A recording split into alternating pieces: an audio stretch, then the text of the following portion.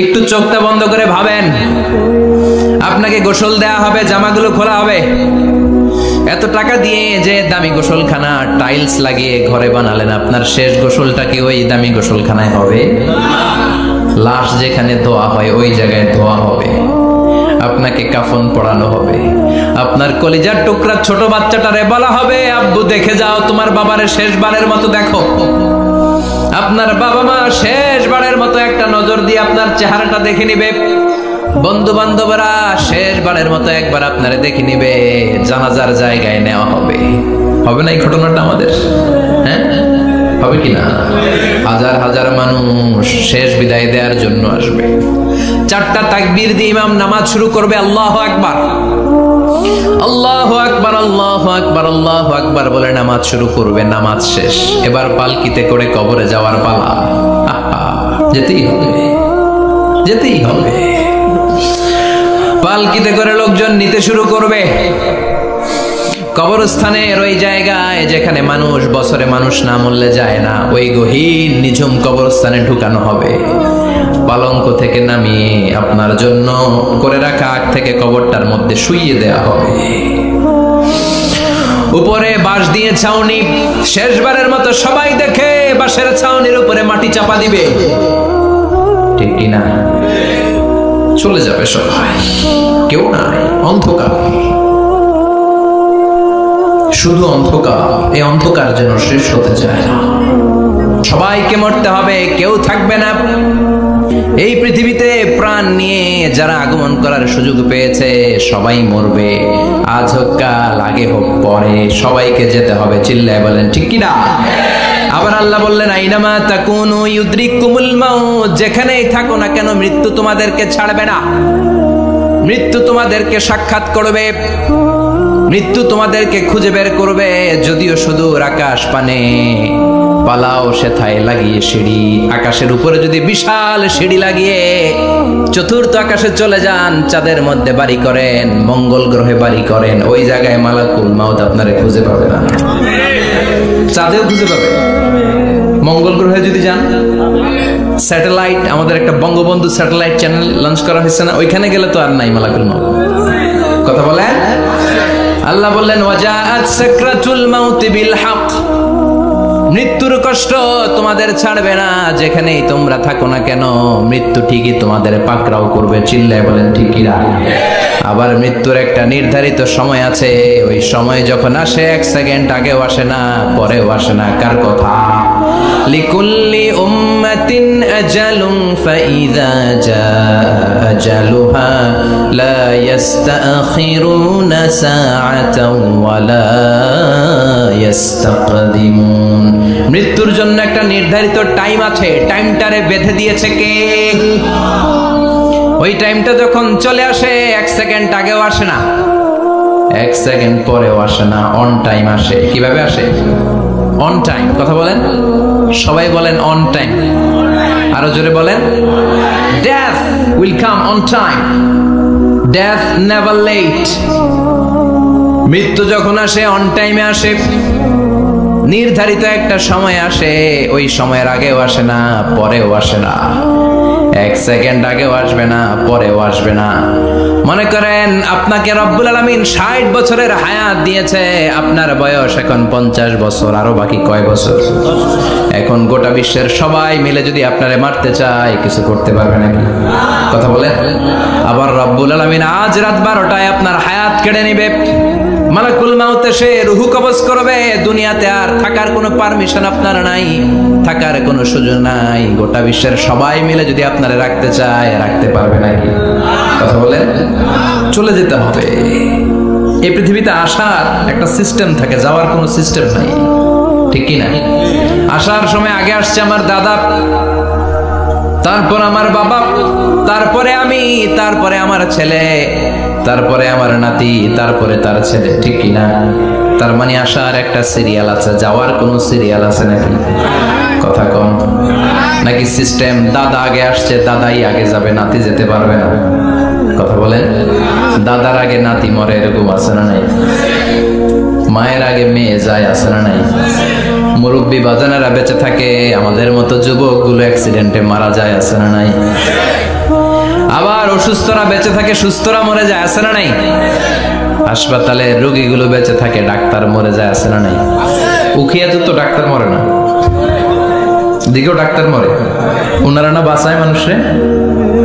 হ্যাঁ হ্যাঁ, আল্লাহ বাঁচায়, ডাক্তার হচ্ছে ওয়াসিলা। চিল্লা এখন ঠিক কিনা? তার মানে এই দুনিয়ার থেকে চলে যাওয়ার কোনো সিরিয়াল থাকে না, মরে যাওয়ার সিরিয়াল থাকে না, আসার একটা সিরিয়াল থাকে, যাওয়ার কোনো সিরিয়াল থাকে না। কি বলেন? জোরে বলেন। আবার চলে যাওয়ার কোনো ভরসা নাই, এক সেকেন্ডের মধ্যে সব হয়ে যায়। একটা সঙ্গীত আছে না, এক সেকেন্ডের নাই ভরসা, ভঙ্গ হবে রং তামাশা, চক্ষু বুঝিলে হায়রে দম ফুরাইলে। চিল্লায় বলেন ঠিক কিনা? এই গানের যিনি সিঙ্গার ছিলেন, আমরা তখন ছোট, ফিরোজ শাহ বা ফিরোজ শাহ নামের, এক সেকেন্ডের নাই ভরসা, ভঙ্গ হবে রং তামাশা, চক্ষু বুঝিলে হায়রে দম ফুরাইলে। এই গানটা উনি গাইতে গাইতে স্টেজে মারা গিয়েছিলেন। দেখেন নাই? মুরব্বীরা জানবেন। তার মানে মৃত্যুর গান গেতে গেতেও অনেকে মৃত্যুবরণ করে, এরকম আছে না নাই? অনেকে খাওয়ার টেবিলে বসে মারা যায়, আছে না নাই? ফুটবলার ফুটবল খেলতে খেলতে মরছে, দেখেন নাই? ক্রিকেট খেলতে খেলতে মইরা যায়, আছে না নাই? রেসলিং খেলতে খেলতে মারা যায়, দেখেন নাই? হ্যাঁ, এরকম ভিডিও দেখা যায় যে প্রতিপক্ষকে রেসলিং খেলায় মারতে মারতে শেষ, এখনই জিতে যাবে, হঠাৎ করে তাকায় কিচ্ছু বোঝে না, হঠাৎ করে জামিনে উল্টে পড়ে যায়, রেফারি এসে মাটিতে বাড়ি মারে, আর লড়ে না, আছে না? রেফারি কি করে? মাটিতে বাড়ি মারে, এতক্ষণ সে জিতে যায়, এখন আর নড়েই না। তাকাতে তাকাতে দুনিয়া থেকে নাই। অনেক টেলিভিশনের নিউজ রিপোর্টার রিপোর্ট করতে করতে নাই, দম ফুরাইলে শেষ হয়ে যায়। অনেকে অ্যাক্সিডেন্টে মরে, সড়ক দুর্ঘটনায়, অনেকে বিমান দুর্ঘটনায় মরে, আকাশে মরে না? অনেকে পানিতে ডুবে মরে, অনেকে আগুনে পুড়ে মরে, অনেকে ক্রস ফায়ারে মরে, আছে না নাই? আবার অনেকে রাত্রিবেলা বিছানায় ঘুমোতে যায়, সকালে আর ওঠে না। কত ধরনের মরণ! আল্লাহ তুমি আমাদেরকে ভালো মরণ দিও, ইমানি মরণ দিও। ইমানের পথে অবিচল থেকে আমার মরণ যেন হয়, ইমানের পথে অবিচল থেকে আমার মরণ যেন হয়। তোমারই কাছে মিনতি আমার, তোমারই কাছে মিনতি আমার, মহামহিম দয়াময়।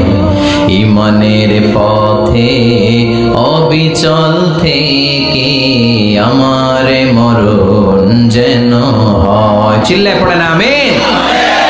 তার মানে কে কোথায় মরবো আমরা কেউ জানি নাকি? ওমা তাদরি নাফসুম বিআইয়ি আরদিন তামুত, কোন জায়গায় মরবা, কখন মরবা কেউ আমরা জানি না, কিন্তু মরবো সবাই জানি, ঠিক কি না? কুল্লু নাফসিন যায়িকাতুল মাউত, প্রত্যেকটি আত্মার মৃত্যুবরণ করতে হবে, এটা আমরা সবাই জানি। The most certain thing in life is death, but the most uncertain thing in our life is the time of death. এই জীবনের সবচেয়ে সুনিশ্চিত বিষয় হলো মরণ, সবচেয়ে অনিশ্চিত বিষয় হলো মরণের সময়। চিল্লা এখন ঠিক কিনা? মরবো যে আমরা সবাই জানি, কিন্তু কোথায় মরবো আমরা কেউ জানি? জানি আমরা সবাইকেই মরতে হয়, জন্মালেই মরতে হবে, চলে যেতে হবে, থাকা যাবে না। এটাই হলো পৃথিবীর পদ্ধতি। জীবনের সবচাইতে নির্মম ঘটনা হচ্ছে মরণ, সবচাইতে ভয়ঙ্কর অভিজ্ঞতা। কোন প্রাণীর জন্য সর্বোচ্চ এবং সবচাইতে ভয়ঙ্কর অভিজ্ঞতা হচ্ছে মৃত্যু। এবং এত ভয়ঙ্কর অভিজ্ঞতা, এই অভিজ্ঞতাটা কারো কাছে শেয়ার করে যাওয়া যায় না। মরার সময় কেউ বলে যেতে পারছিল আমার মরতে এমন লাগছে, কইতে পারছে? কেমন লাগছে বলতে পারে? বলা যায় না। তার আগেই চলে যেতে হয় শৈশব, কৈশোর, যৌবন, বার্ধক্য, প্রৌঢ়ত্ব, হ্যাঁ, বয়সের ছাপ, কালো চুল দাড়ি সাদা হয়ে যাওয়া, দাড়ি চুলের শুভ্রতা, দুর্বলতা। This is the circle of life. ছোট্ট ছিলাম, বড় হলাম, সিঙ্গেল ছিলাম, ডাবল হলাম, তারপরে বাবা হলাম, তারপরে শ্বশুর হলাম, তারপরে নানা হলাম, তারপরে চলে যেতে হবে। This is the circle of life. চিল্লায় বলেন ঠিক কিনা? এই যে মুরব্বীরা, দাড়ি পাকা মুরব্বী যারা আছে, আপনারা কি মনে করছেন মায়ের পেট থেকে এরকম মুরব্বী হয়ে বেরিয়েছিল? কিরকম বের হয়েছিল? তারাও ওয়া ওয়া করেছে, এরাও ফিডার খাইতো, এই চাচারা খায় নাই? এরাও ফিডার খেত, এরাও মায়ের বুকের দুধ খেত, এরাও ছোট্ট বাচ্চাদের মতো গরমকালে পানির মধ্যে ডুবাইতো। স্কুল ফাঁকি দিয়ে বাচ্চারা ডুবায়, আছে না নাই? উখিয়াতে এরকম নাই? ছোট্ট বাচ্চা ছিল, বড় হলো, বার্ধক্যে উপনীত হলো। This is the circle of life, চলে যেতে হবে। বিশ্বনবী বললেন আমার উম্মতি মা বাইনা 60 ইলা 70, আমার উম্মতের গড় বয়স হলো 60 থেকে 70। এই উম্মতের গড় বয়স কত? 60 থেকে 70। ওয়া আকাল্লুহুম মাইয়াজুজু যালিক, অল্প কিছু মানুষ আছে যারা 70-এর বেশি হায়াত পায়। এখানে 70-এর বেশি আছেন কারা? হাত তোলেন দেখি তো। কয়জন? একজন, দুইজন, তিনজন? মাশাআল্লাহ, আল্লাহ আরো হায়াত দেখ, আল্লাহ এদেরকে আরো হায়াত দারাজ করুক। চিল্লায় বলেন আমিন।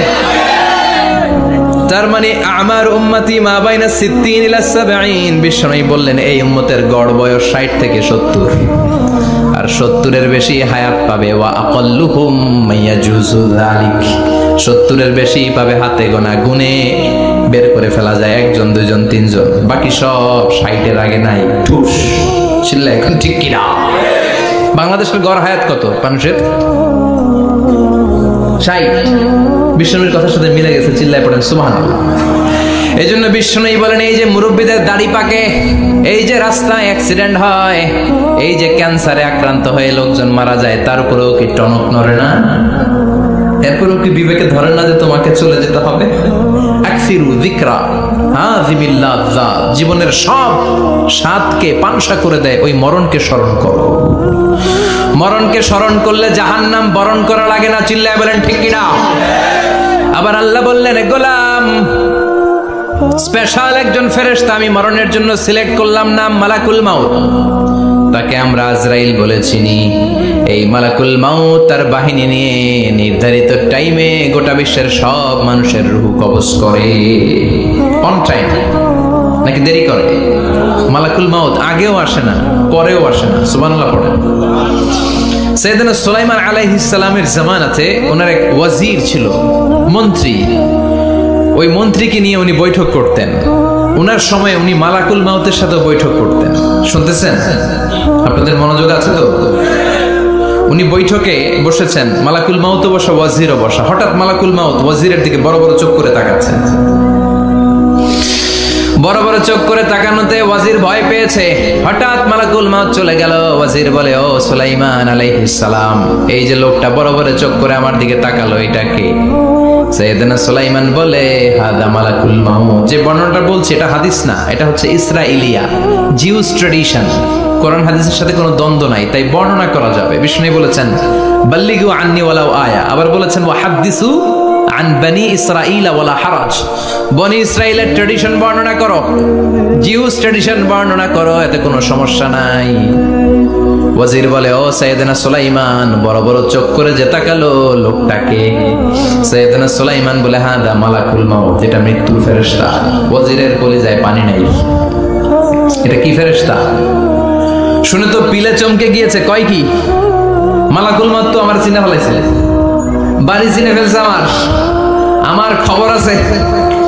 সাইয়েদনা সুলাইমান আলাইহিস সালাম জিনদেরকে দিয়ে কাজ করাতেন, মেঘমালাকে দিয়ে কাজ করাতেন, বিশাল সিংহাসন নিয়ে পৃথিবীর প্রাচ্য থেকে পাশ্চাত্যে ঘুরে বেড়াতেন।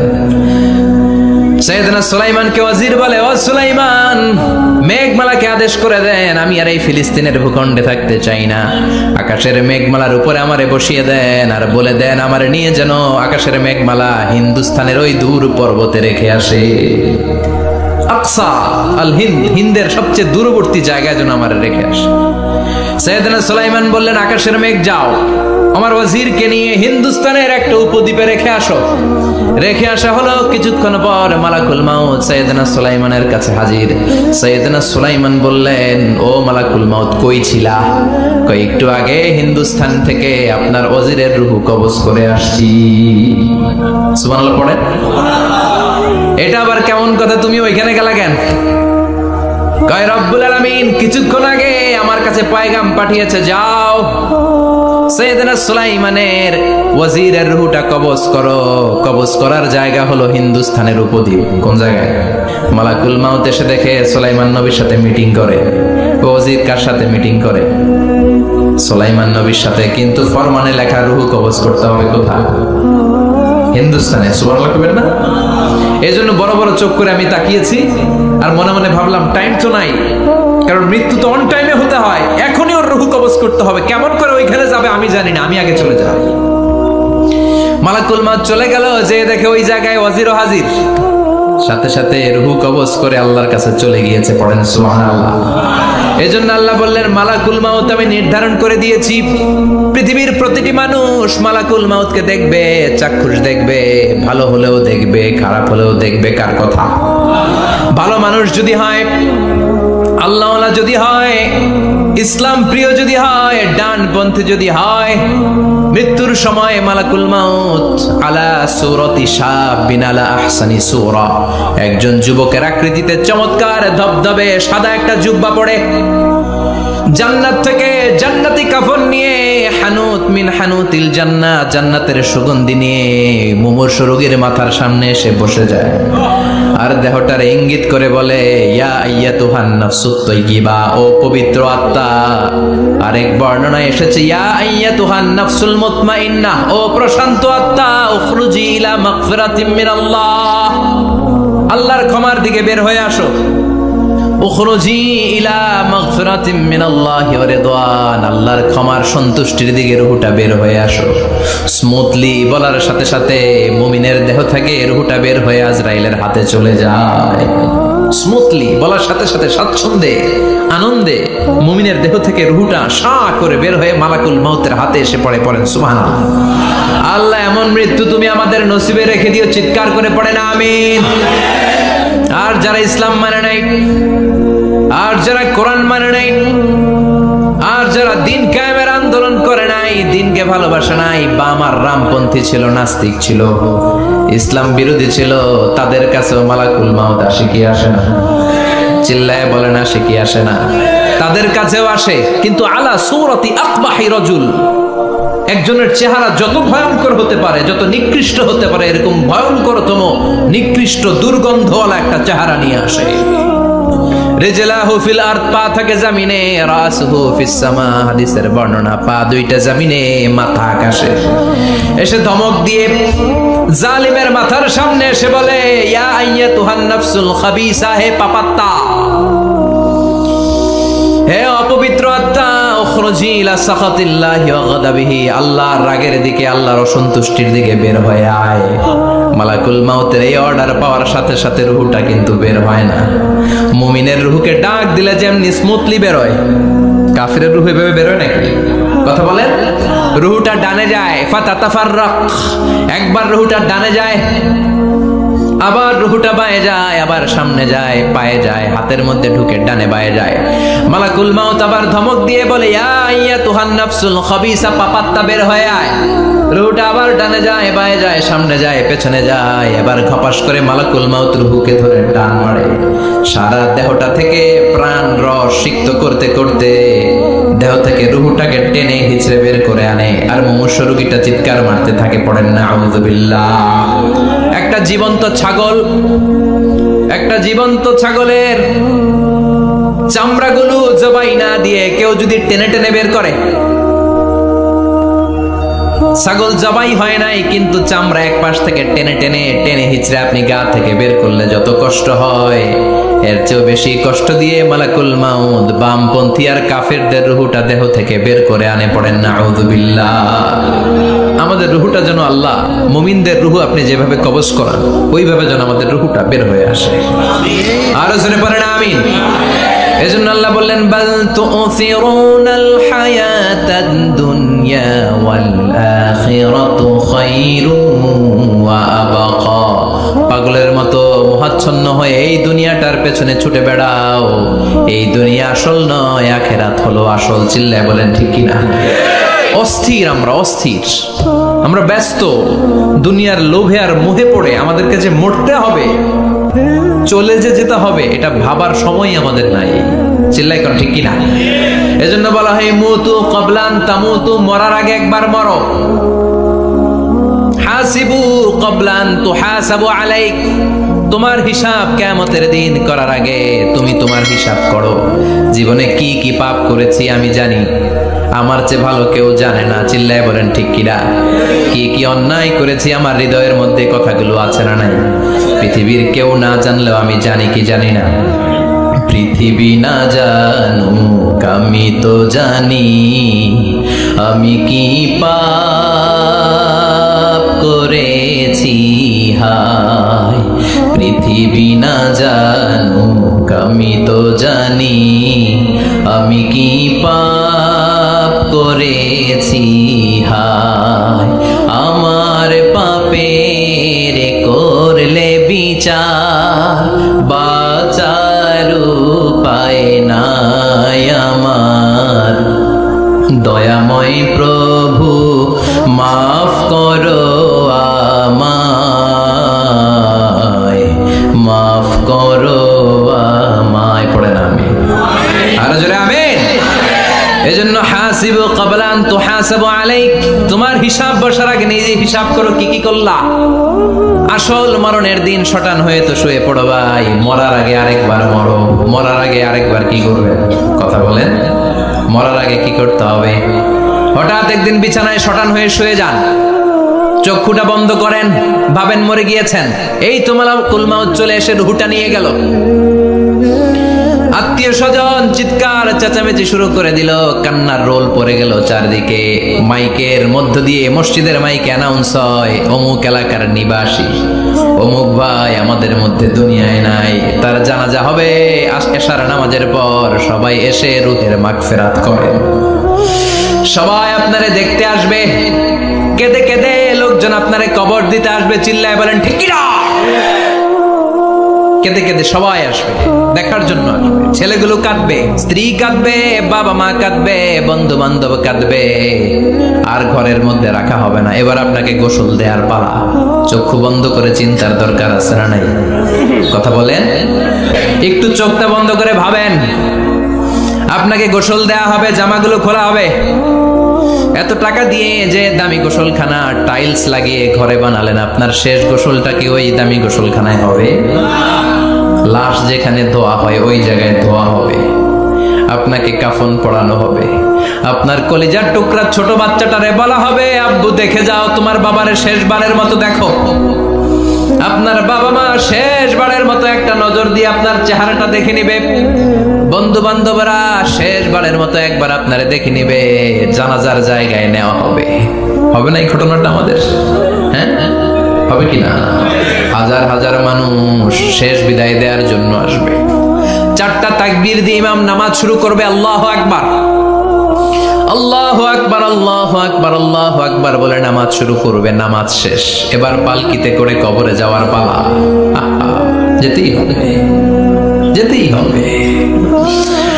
পালকিতে করে লোকজন নিতে শুরু করবে।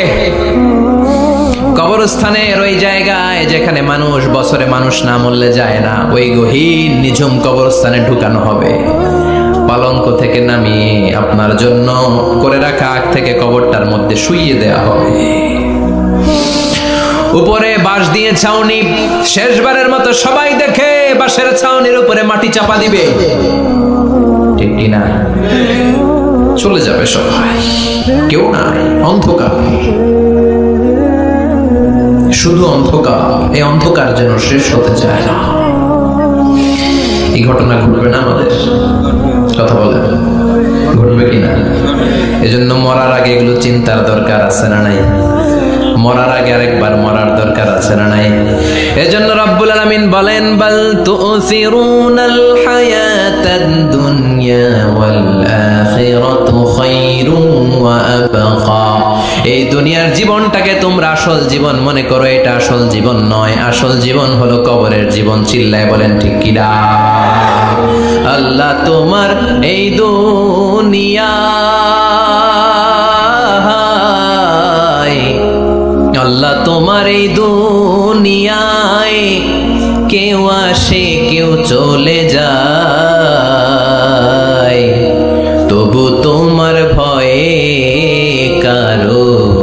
কাঁদে না হৃদয়। এই দুনিয়াতে আমার বদলে গেল মন, চারিদিকে দেখি শুধু সুখেরই স্বপন। ভাবলো না মন আল্লাহ ছাড়া,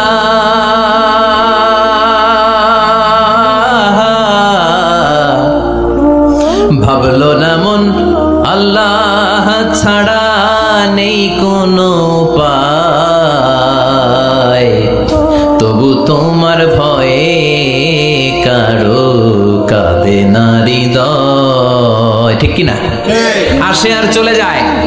প্রতিদিন মাইকে অ্যানাউন্স শুনি অমুক এলাকার অমুক লোক নাই, দাদা গেল, বাবা গেল, বড় ভাই গেল, আত্মীয় স্বজন গেল, আমাকেও যেতে হবে, এই চিন্তা মাথায় নাই। চিল্লা এখন ঠিক কিনা?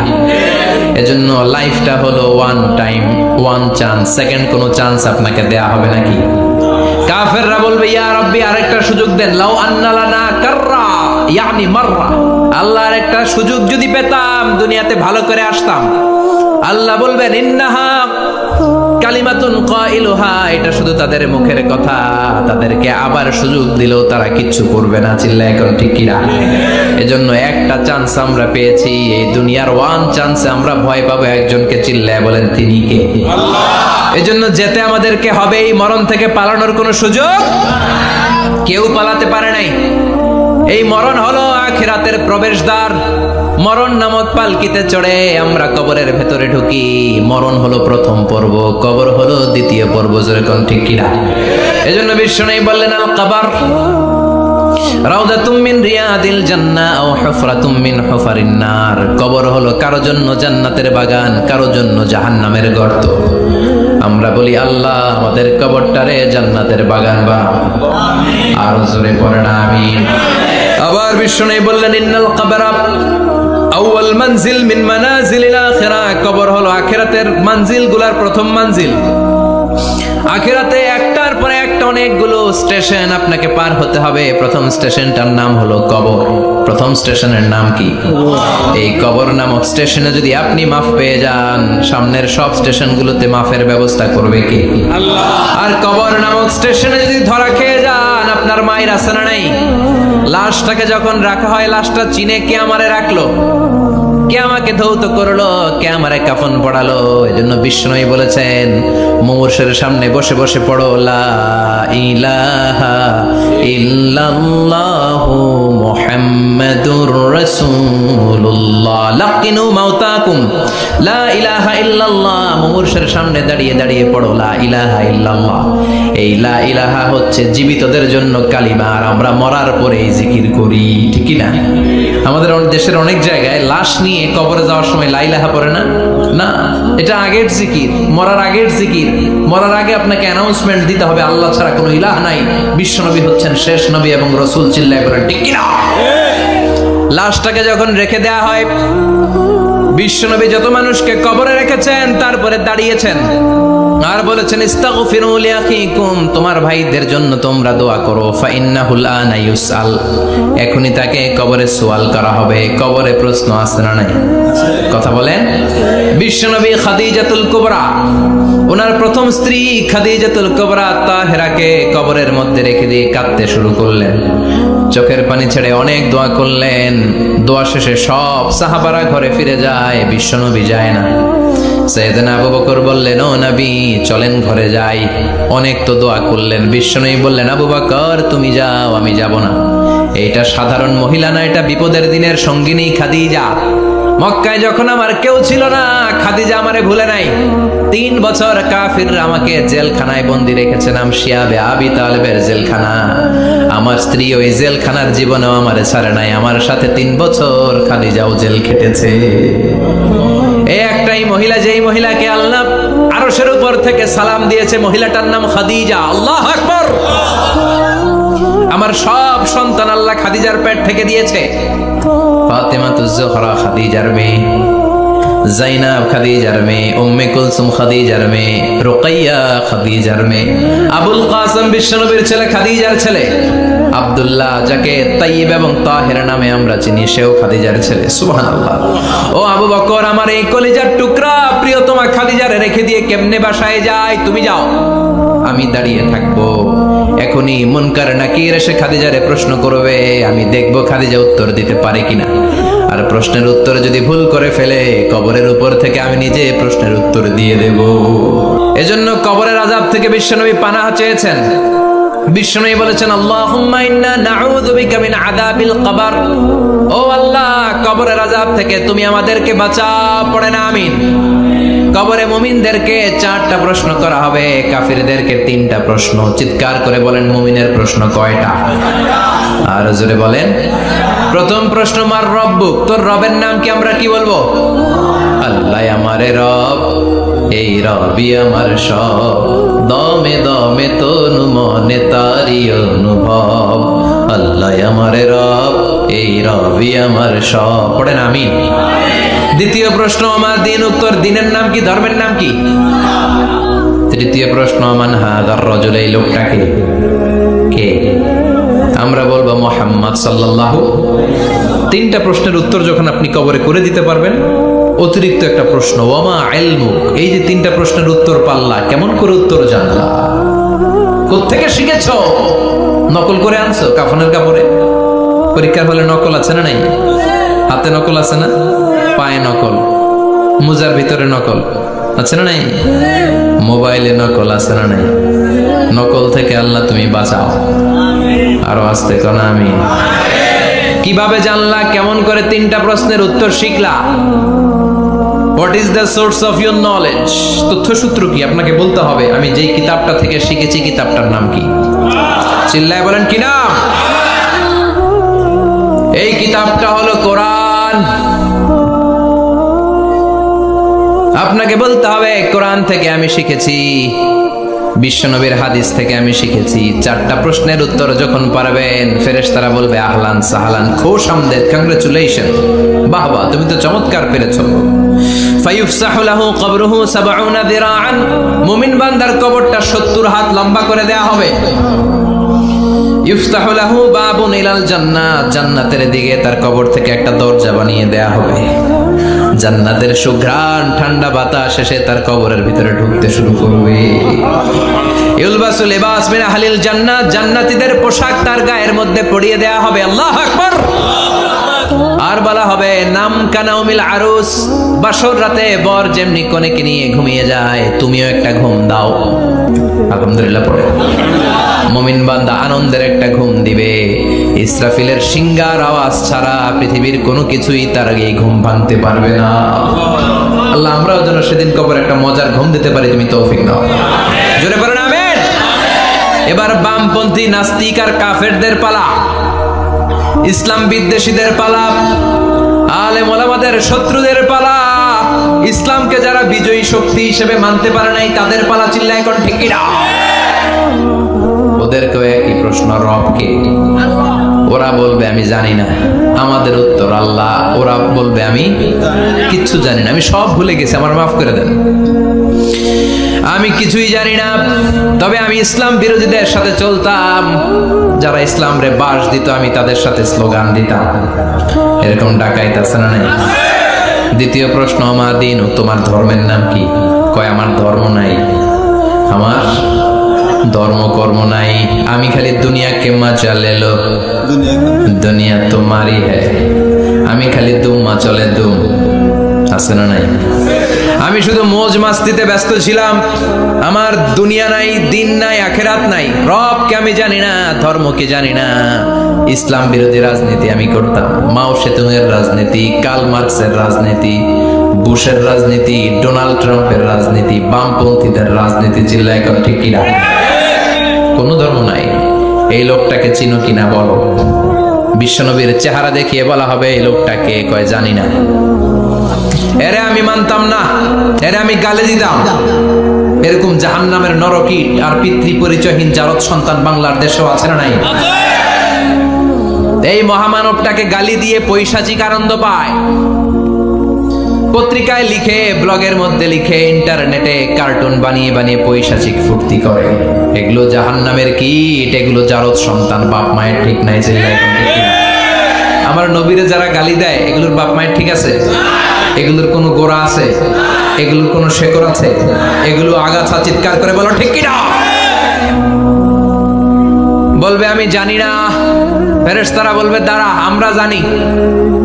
তোর সাথে কেমন আচরণ করতে হবে আমাদেরকে ট্রেনিং দিয়েছে কে? এবার শুরু হবে মাইর। কি শুরু হবে? কথা বলেন, মাইর। ফায়ুদরাবু বিমা তারিকা মিন হাদিদ, লোহার হ্যামার দিয়ে শুরু হবে মাইর। এক একটা হ্যামারের বাড়িতে মাথাটা ফেটে চূর্ণ বিচূর্ণ হয়ে যাবে, দেহটা জমিনের ভেতরে 70 গজ দেবে যাবে, ওর চিৎকারে কবরস্থানটাও থারথার করে কাঁপবে। আবার জমিনকে বলা হবে ইলতাইমি, চাপা দে। জমিনে ঢুকে যাওয়ার পরে জমিনের এই পাশ থেকে একটা চাপা, মাটি চাপা, বাম দিক থেকে মাটি চাপা, 2 চাপায় ডান দিকের পাজর বায়ে চলে যাবে, বাম দিকের পাজর ডানে চলে আসবে। ওর চিৎকারে কবরস্থানটা থারথার করে কাঁপবে। আল্লাহ এই ধরনের পরিস্থিতি থেকে তুমি আমাদেরকে বাঁচাও। আরো চিৎকার করে বলেন আমিন। এই জন্য কবরের এই প্রস্তুতি নেওয়ার দরকার আছে না নাই? কোরআনের পক্ষে থাকার দরকার আছে না নাই? ইসলামের পক্ষে থাকার দরকার আছে না নাই? ইসলামী আন্দোলনের সাথে থাকার দরকার আছে না নাই? ইসলামের বিজয় চাওয়ার দরকার আছে না নাই? যে লোক ইসলামের বিজয় চায় না, যে লোক চায় না ইসলাম দিয়ে দেশ শাসিত হোক, যে লোক চায় না কোরআনটা সংসদ ভবনে নেতৃত্ব দেয়, তার অন্তরে ঈমান থাকতে পারে নাকি? চিল্লায় বলেন পারে? যে ঈমান প্রয়োজনে জ্বলে ওঠে না, যে ঈমান সত্যের কথা বলে না, যে ঈমান প্রয়োজনে জ্বলে ওঠে না, যে ঈমান সত্য ন্যায়ের কথা বলে না, যে ঈমান বাস্তবে নাই, যে ঈমান অন্তরে নাই, মুখে শুধু ফাঁকা বলি, কি করে তারে বলো ঈমানে বলি, কি করে তারে বলো ঈমানে বলি, কি করে তারে বলো ঈমানে বলি। ঠিক না? যে ঈমান দিন কায়েমের আন্দোলনের ধার ধারে না, যে ঈমান লেবাসধারী কোরআন হাদিস তাও পড়ে না, যে ঈমান খাজার নামে মাজার করে ফুলুস কামাই, আছে না নাই? উখিয়াতে নাই? উখিয়াতে মাজার আছে নাকি? সাগর পারে এগুলো থাকে, এগুলোর সাথে ইসলামের সম্পর্ক আছে? কথা বলেন আছে? যে ঈমান খাজার নামে মাজার গড়ে ফুলুস কামাই, যে ঈমান শিরকিয়াতের আমল করে ভীত না হয়, যে ঈমান বাস্তবে নাই, যে ঈমান ময়দানে নাই, মুখে শুধু কথার কলি, কি করে তারে বলো ঈমানে বলি, কি করে তারে বলো ঈমানে বলি, কি করে তারে বলো ঈমানে বলি। চিল্লায় বলেন ঠিক কিনা? এজন্য ঈমানের দাবি হচ্ছে অন্যায়কে প্রতিরোধ করতে হবে, হকের পক্ষে থাকতে হবে। এটাই তো মুমিন, যে ইসলামকে বিজয়ী শক্তি হিসেবে দেখতে চায়, যে কোরআনের আইন চায়, যে কোরআনের রাজ চায়। চিল্লায় বলেন ঠিক কিনা? এজন্য আমরা আল্লাহর কাছে কামনা করি, আল্লাহ তুমি আমাদেরকে ঈমানের মৃত্যু দাও, তুমি আমাদেরকে কবরের সব প্রশ্নগুলো সহজ করে দাও। পড়ে না আমিন? আরো জোরে পড়ে না আমিন? এজন্য আল্লাহ বললেন বাল তুসিরুনাল হায়াতাদ দুনিয়া ওয়াল আখিরাতু খায়রু ওয়া আবাকা। ও আমার গোলাম, দুনিয়ার এই জীবনটাকে তোমরা আসল জীবন মনে করো, এই জীবন কিন্তু আসল জীবন না। আসল জীবন হলো আখিরাতের জীবন। কোন ঠিক কি না? এই জন্য মৃত্যু থেকে যতই পালাও, পালিয়ে বেঁচে থাকতে পারবা নাকি? পারা যাবে? চিল্লায় বলেন। কোন নবীরা পারছে? আদম আলাইহিস সালাম মৃত্যু থেকে বেঁচে গেছে না? মরছে? কথা বলেন না। উনি পৃথিবীর একমাত্র মানুষ যিনি জানতেন যে উনি কতদিন বাঁচবেন। সুবহানাল্লাহ। উনি জানতেন উনি কতদিন বাঁচবেন। কেন আল্লাহ জানালেন? এর কারণ মৃত্যু কি এটা উনি জানেই না, কেমনে মরে দেখেই নাই, কষ্ট কি জানে না। আমরা আমাদের দাদাকে মরতে দেখেছি, বাবাকে মরতে দেখেছি, মামাকে মরতে দেখেছি, মরণের কত কষ্ট আমরা দেখি, এজন্য ভয় আছে না নাই? আদম আলাইহিস সালামের দাদা আছে নাকি? বাবা, মামা, খালু, শালা আছে নাই? এজন্য মৃত্যু যে কেমন এটা উনি জানতেন না, এজন্য আল্লাহ জানিয়ে দিলেন, আদম পৃথিবীতে তুমি 1000 বছর বাঁচবে। আলফু সানা। لما خلق الله آدم وكان طوله 60 ذراعا। বুখারীর বর্ণনা, সাইয়েদনা আদম আলাইহিস সালাম কে বানানোর পরে আল্লাহ 60 হাত লম্বা বানালেন। কয় হাত? জোরে বলেন, আরো জোরে। 60 হাত লম্বা। এরপরে ওনার ঔরসে পৃথিবীতে যত নারী আসবে, পুরুষ আসবে রূহের জগতে, সবগুলো রূহকে বসিয়ে দিলেন বৈঠকে। সুবহানাল্লাহ। বিশাল কনফারেন্স রুম, আমরাও ছিলাম না? আমাদের রূহটাও ছিল। সাইয়েদনা আদম বললেন, আল্লাহ এরা কারা? আল্লাহ বললেন, আদম এগুলো সব তোমার সন্তান। সাইয়েদনা আদম অবাক দৃষ্টিতে, অপলক নয়নে নিজের সন্তানদের রূহগুলো দেখতেছিলেন। দেখতে দেখতে হঠাৎ একটা রূহকে ভালো লেগে গেল। বললেন, আল্লাহ এটা কার রূহ? আল্লাহ বললেন, এটা দাউদ আলাইহিস সালামের রূহ। পড়েন সুবহানাল্লাহ। আল্লাহ এটাকে দেখতে বড় ভালো লাগে, কার রূহ? এটা তোমার ছেলে নবী হবে, নবী দাউদের রূহ। কাম উমরু, আল্লাহ দুনিয়াতে সে কয়দিন বাঁচবে? আল্লাহ বললেন, 40 সানা, 40 বছর। কয় বছর? সবাই বলেন, কয় বছর? 40 বছর। সাইয়েদনা আদম বললেন, মাবুদ আমার এত সুন্দর কলিজার টুকরা সন্তান দাউদ আলাইহিস সালামকে দুনিয়াতে মাত্র 40 বছর আপনি কেন দিলেন? আল্লাহ প্রথম মানুষ এবং নবী হিসেবে আপনার কাছে ফরিয়াদ করি, আমার ছেলে দাউদের বয়স বাড়ায়া দেন। আল্লাহ কয় না। এটা লেখা হয়ে গেছে, রুফিআতিল আকলাম ওয়া জাফফাতিস সুহুফ, লিখে ফেলছি, কালি শুকায় গেছে, এটা চেঞ্জ করা যাবে? সাইয়েদনা আদম বললেন, আল্লাহ আমি বাঁচবো কয় বছর? কয় তুমি থাকবা কয় বছর? আলফু সানা, 1000 বছর। মনে আছে? আল্লাহ আমার 1000 বছরের দরকার নাই, আমি আমার 1000 বছর থেকে 60 বছর আমার ছেলে দাউদরে আমি দিয়ে দিলাম। আদম আলাইহিস সালামের 1000 বছর থেকে 60 বছর যদি দান করে দেয়, ওনার আর কত রইল? 940। আর 60 বছর যদি দাউদ নবীর 40 বছরের সাথে যোগ দেয়া হয়, উনি পেলেন কয় বছর? 100। সাইয়েদনা আদম পৃথিবীতে আসলেন, এসে থাকতে শুরু করলেন। দিন গড়িয়ে রাত আসে, মাস গড়িয়ে বছর আসে, বছর যায় বছর আসে। ঠিক 940 বছর পর মালাকুল মাউত আদম আলাইহিস সালামের কাছে আসলেন। বললেন, আনা মালাকুল মাউত উকিলা বিকুম, আপনাদের জন্য আল্লাহ আমাকে বানিয়েছে রূহ কবজ করতে। ও আদম, আবুল বাশার, পৃথিবীর প্রথম মানব, প্রথম নবী, আপনার সময় শেষ, রেডি হন। কি হন? খেলা শুরু হবে, এখনই রূহ কবজ করে নিয়ে যাব। সাইয়েদনা আদম বলে, এখন আসছো কেন? আমার আরো 60 বছর বাকি আছে।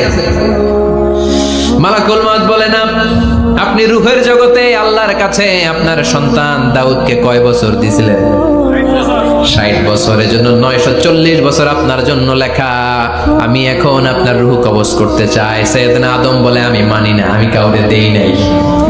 60 বছর আমি দেই নাই, আমি আরো বাঁচবো, আমি আরো বাঁচবো, 60 বছর আমি বাঁচবো, আমি দেইটাই নাই। মিয়া যাও। মালাকুল মাউত আল্লাহর যে বলে, আল্লাহ দেয় নাই বলে, আসলে ভুলে গেছে। আসলে আফাতুল ইলমি আন-নিসিয়ান, মানুষ ভুলে যায়, মানুষ বড্ড ভুলে যায়। আমরা অনেক সময় খাইয়াও কই খাই নাই। অনেক কিছু আপনি দিছিলেন, কিন্তু ভুলে যাই, গলার নিচ দিয়ে নামার পরে কই তুমি কিচ্ছু দাও নাই। আছে না নাই? নাসিয়া আদম ফানাসিয়া বানু, আদম আলাইহিস সালাম ভুলে গেছেন, তাই আমরাও ভুল করি, ঠিক কি না? এজন্য আমাদের নেতারাও বলে, এটা দেব ওটা দেব, নির্বাচনের পর সব ভুলে যায়। আছে না নাই? ওই যে আদম আলাইহিস সালাম ভুলছে, আমরাও ভুলে যাই। ওনাদের দোষ কি? ভুলে যায়, বেমালুম ভুলে যায়। আল্লাহ বললেন, মালাকুল মাউত আর জোরাজুরি করো না, 940 নয়, ঠিক 1000 বছর পরে আদমের কাছে যাবা। আমি আমার আদমের ভাগ্যে এই জিনিসটাই রেখে দিয়েছিলাম রে মালাকুল মাউত। আমি আগ থেকে এটাই রেখেছি, আমি জানতাম সে ভুলে যাবে। চিল্লা এখন সুবহানাল্লাহ। তার মানে পৃথিবীর সবচাইতে লম্বা মানুষ, 60 হাত লম্বা, এত শক্তিশালী আদম আলাইহিস সালাম শ্রীলঙ্কাতে প্রথম নেমেছিলেন। এক লাফ দিলে আধা মাইল চলে যাইতেন। সুবহানাল্লাহ। কি লম্বা মানুষ! থাকতে পারছে?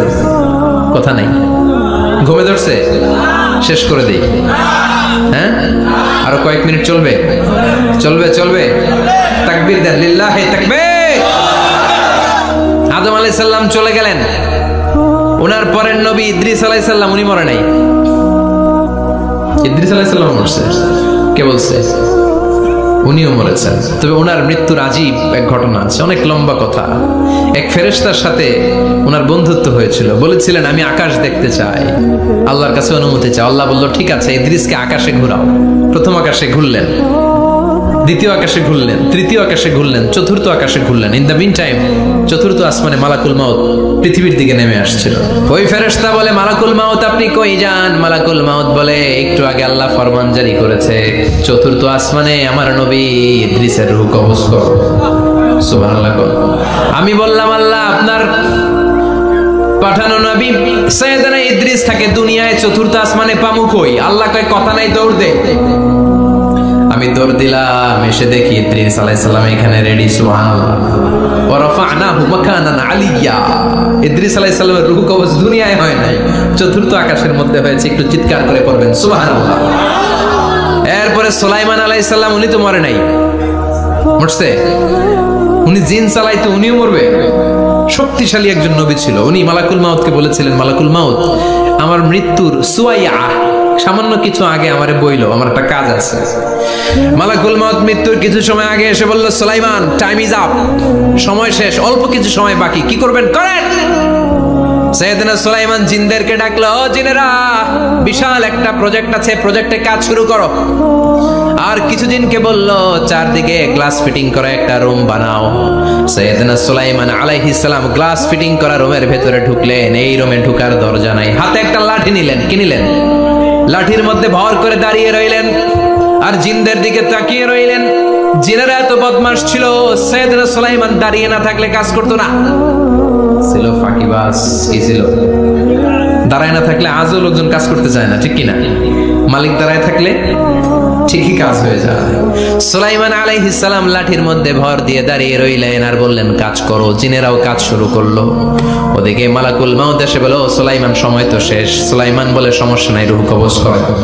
উনি লাঠির মধ্যে ভর দিয়ে দাঁড়িয়ে রইলেন। গ্লাস ফিটিং করা রুমের ভিতরে কোরআন সাক্ষী। মালাকুল মাউত ওইভাবে লাঠিতে ভর দেওয়া অবস্থায়, দাঁড়ানো অবস্থায় সাইয়েদনা সুলাইমান আলাইহিস সালামের রূহ কবজ করে নিলেন। উনি এমন ভাবে দাঁড়িয়েছেন, রূহ চলে গেল, লাশ হয়ে দাঁড়িয়ে রইলেন। লাঠির মধ্যে দাঁড়িয়ে আছেন, জমিনের মধ্যে লুটিয়ে পড়ে নাই। সুবহানাল্লাহ। জিনগুলো দূর থেকে ভাবলো বস তো দাঁড়ায় আছে। কে দাঁড়ায় আছে? জিনেরা মনে করছে বস দাঁড়ায় আছে, কাজ করতে হবে। করতে করতে পুরা প্রজেক্টের কাজ শেষ। ইন দ্য মিন টাইম ঝিঝি পোকা, উই পোকা, যেই পোকা কাঠ খেয়ে ফেলে, এই কাঠ খাওয়ার পোকা সুলাইমান আলাইহিস সালাম লাঠির ভেতরে ঢুকে লাঠিও খেয়ে ফেলেছে। সাইয়েদনা সুলাইমান আলাইহিস সালাম ধপাস করে জমিনে পড়েছে। আর জিনেরা কয় হায় হায়, খালি খালি কাম করছে এতদিন। সুবহানাল্লাহ কইবেন না? সুলাইমান আলাইহিস সালাম বাঁচতে পারেন, চলে গেলেন। মুসা আলাইহিস সালাম মরছে, উনি মরবে কেন? উনি তো খালি মারে। মরছে এক থাপ্পড়ে, ফেরাউনের বাবুর্চি নাই। মুখের আগে হাত চলতে কয়েকজন, এর মধ্যে মুসা আলাইহিস সালাম আছে না নাই? মালাকুল মাউত মানুষের আকৃতিতে অনুমতি না নিয়ে ঘরের ভেতরে ঢুকে গেল। ঢুকে বলে, আনা মালাকুল মাউত, আমি মৃত্যুর ফেরেশতা। তো কি চাও? জিতু আন আকবাদা রূহাক, আপনার রূহ কবজ করতে আসছি। কিন্তু মুসা আলাইহিস সালাম দেখতেছেন দিব্যি একজন মানুষ, কি দেখে? আবার সালাম দেয় নাই, অনুমতি নিয়েও ঢুকে নাই। ও মিয়া, অনুমতি নিয়ে ঘরে ঢোকার দরকার আছে না নাই? মুসা আলাইহিস সালামের মেজাজ বড় গরম। উনি বললেন কি করবি? কয় আপনারে মারবো। কয় এদিকে আয়। মালাকুল মাউত মনে মনে ভাবে, এতদিন সব মানুষগুলো আমারে দেখলে দিত দৌড়, আজকে মনে হয় আমারে দিতে হবে দৌড়। এক পা গায়ে দুই পা পেছায় সাহস করে সামনে গেলেন। আবার মুসা আলাইহিস সালাম দিলেন এরকম ফাসাক্কাহু ফাফাকু আইনা। বুখারীর বর্ণনা, এক থাপ্পড়ে চোখ নাই। ঠিকই মালাকুল মাউত দৌড়, এক দৌড়ে আল্লাহর কাছে। আল্লাহ বললেন রাখো, এটা মুসা আলাইহিস সালাম, তার মেজাজ বড্ড গরম, আমাকে কথা বলতে হবে। আল্লাহ বললেন মুসা, বুখারীর বর্ণনা, গরুর পিঠের উপর হাত রেখে দাও। রাখা হলো। তোমার হাতের নিচে গরুর যত পশম, প্রত্যেক পশমের বিনিময়ে এক এক বছর করে হায়াত বাড়িয়ে দিলাম। মুসা আলাইহিস সালাম অনেক চালাক নবী। উনি বললেন আল্লাহ আমার হাতের নিচে যদি গরুর 2000 পশম থাকে, তার মানে 2000 বছর হায়াত বাড়িয়ে দিলেন, কিন্তু এক্সট্রা হায়াত যখন শেষ হয়ে যাবে এরপরে কি হবে? আগে ওইটা বলেন। আল্লাহ বললেন সুমাল মাউত, তারপরে তো মুসা মরতেই হবে, আসতেই হবে। সাইয়েদনা মুসা আলাইহিস সালাম বললেন ফাল আনা, তাহলে আর দেরির দরকার নাই, এখনই আমি আপনার কাছে চলে যেতে চাই। মালাকুল মাউত মুসা আলাইহিস সালামের রূহ নিয়ে উড়াল দিলেন। সুবহানাল্লাহ। বুঝতে পারছে? বিশ্বনবী মরে নাই, উনি ইন্তেকাল করেছেন। চিল্লায় এখন ঠিক কিনা? ইন্তেকালের আগে বিশ্বনবী প্রচন্ড অসুস্থ হলেন। মা আয়েশারে ডেকে বললেন, আয়েশা মনে হয় আমি বাঁচবো না। ওই যে খায়বার বিজয়ের দিন, খায়বার দুর্গ বিজয় করার পরে এক ইহুদি মহিলা আমার দাওয়াত দিয়েছিল। ওই দাওয়াত খেতে যাওয়ার পরে গোশতের মধ্যে বিষ মাখানো হয়েছিল রে আয়েশা। ওই বিষ মাখানো খাসির গোশত খেয়ে যে ব্যথা আমার পেটে উঠেছিল, আজ আবার সেই ব্যথা উঠেছে। বিশ্বনবী ওই বিষ খাওয়ানো গোশতের কারণে ইন্তেকাল করেছেন। তার মানে বিশ্বনবী শাহীদ। জামা আল্লাহু বাইনান নবুওয়া ওয়াশ শাহাদা, আল্লাহ বিশ্বনবীকে শুধু নবী বানায় নাই, শহীদ হিসেবে কবুল করেছে। সুবহানাল্লাহ কইবেন না? প্রচন্ড অসুস্থ, উনি ছাড়া মসজিদে নববীতে কেউ ইমামতি করার সাহস পায় না। বিশ্বনবী বললেন আবু বকর তুমি যাও, আবু বকরও যায় না। বিশ্বনবী বললেন পানি আনো। বিশ্বনবী পানি দিয়ে ওযু করলেন। ওযু করে কয়েকজন সাহাবীকে ধরে উঠতে চাইলেন, আবার ধপাস করে বেহুশ হয়ে পড়ে যায়। বিশ্বনবী উঠতে পারে না। আবার বললেন ঠান্ডা পানি আনো। পানির ভেতরে বিশ্বনবী 2 হাত ঢুকিয়ে দিয়ে ঠান্ডা ভিজা হাত দিয়ে চেহারার মধ্যে মাসে করলেন আর বললেন ইন্নালিল মাউতিলা সাকারাত, হায়রে মৃত্যুর কি যন্ত্রণা, হায়রে মৃত্যুর যে কি কষ্ট। ও মিয়া, বিশ্বনবী যদি মৃত্যুর কষ্টে কাতরায়, আমাদের অবস্থা কি? আমাদের নসিবে কি আছে? আল্লাহ তুমি বাঁচাও, পড়ে না আমি। বিশ্বনবী কাঁদছেন, সাহাবারা একের পর এক দেখতে আসে, কান্নার রোল পড়ে গেল চারদিকে।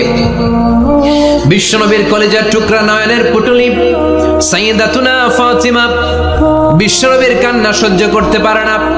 বিশ্বনবীকে ধরে সাইয়্যিদাতুনা ফাতিমা কান্নাকাটি শুরু করে দিলেন আর বললেন ওয়া কুরবাবা, ওয়া কুরবাবা, হায় হায় আমার বাবার কি কষ্ট, আমার বাবার কি কষ্ট হচ্ছে। বিশ্বনবী বললেন ফাতেমা তুমি কেঁদো না, আমার কষ্ট আজকের পরে আর থাকবে না, আজকে তোর বাবার সব কষ্ট বন্ধ হয়ে যাবে। কি যেন কানে কানে বললেন, ফাতেমা আরো কেঁদে দিল। আবার কানে কানে কি যেন বললেন, ফাতেমা হেসে দিল। বিশ্বনবীর ইন্তেকালের অনেক পর মা আয়েশার কাছে ফাতেমা বললেন, আমি যখন প্রথমে কেঁদেছিলাম আব্বা বলেছিল আমি আর বাঁচব না রে ফাতেমা। আবার কানে কানে একটা কথা বলার পরে হেসেছিলাম, আব্বা বলেছিল আমার পরে আমার পরিবার বর্গের মধ্য থেকে সর্বপ্রথম তোমার সাথে আমার দেখা হয়ে যাবে রে ফাতেমা। অল্প কয়েক মাসের ব্যবধানে সাইয়্যিদাতুনা ফাতেমা উনি ইন্তেকাল করলেন। বিশ্বনবী শোয়া থেকে উঠতে পারে না। এক সাহাবীকে দেখলেন মেসওয়াক করছে। বিশ্বনবী মেসওয়াকের দিকে তাকিয়ে রইলেন। বিশ্বনবীর নিথর দেহটা পড়ে আছে। আয়েশারে যে বলবে আয়েশা মেসওয়াক দাও, বলতে পারে না। মা আয়েশা বুঝতে পেরে মেসওয়াক আনলেন, বিশ্বনবীকে মেসওয়াক করিয়ে দিলেন। এবার বিশ্বনবী বললেন, ও আবু বকর শোনো, আল্লাহ আমাকে অপশন দিয়েছে। কি দিয়েছে? আল্লাহ বলেছে নবী আজীবন থাকতে চাইলে থাকেন, আর আসতে চাইলে চলে আসেন।